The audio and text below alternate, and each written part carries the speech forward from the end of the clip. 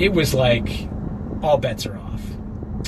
You write after the election, which was a shock to you and a lot of Democrats. There's a moment, I think you opened the book with this, describing being with the president afterwards. You were on a foreign trip, and he said, what if we were wrong in looking at the election results? What did he mean?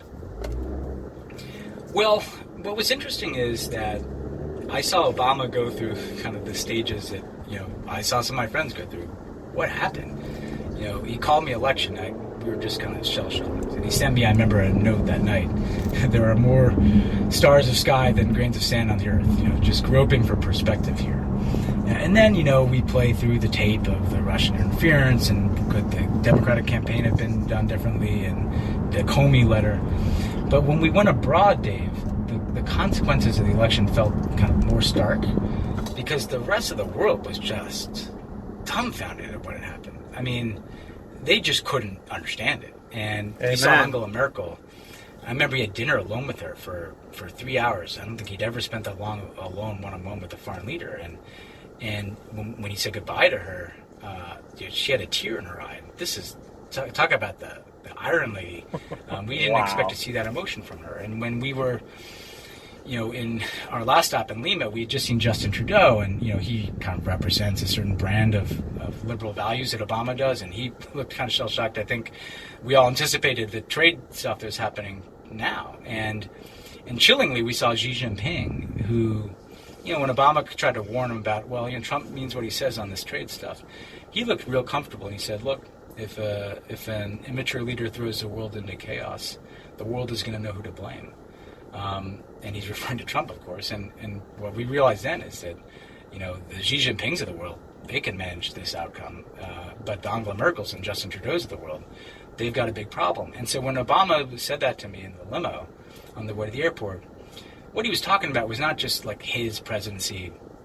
I think he was talking about a liberal brand of politics that has actually been, the norm in the West for decades, that involves the free movement of people and immigration and trade, all of these things that Trump had demagogued in the campaign, in addition to his kind of toxic racism and misogyny.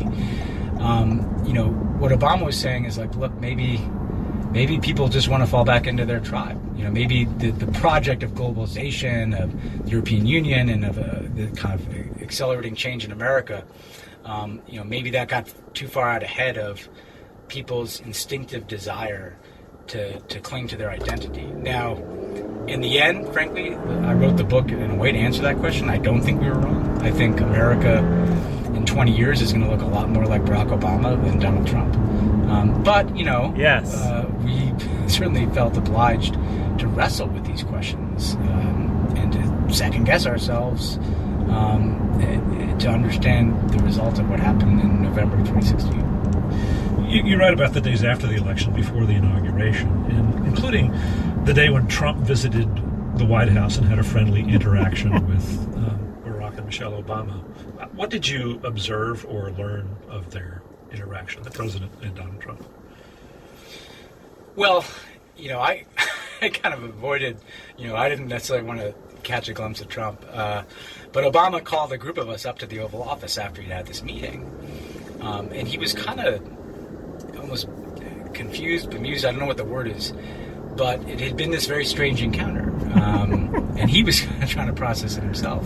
Because he basically said, Trump tried to be incredibly ingratiating and was praising Obama and kept talking about how, Obama would be talking about some policy and Trump would take the conversation back to, you and I can both get really big crowds. You got big crowds and I got big crowds, but Hillary, she can't get big crowds, as if that is still important. And Obama's trying to literally say to this guy, hey, here's what you need to know before you take over the most important office in the world. And he's trying to talk about crowds. Wow. And then, Obama would make a case for a certain policy, and he's like, Trump would be very favorable. Oh, yeah, that sounds good. I want to look at that, And he didn't seem to be,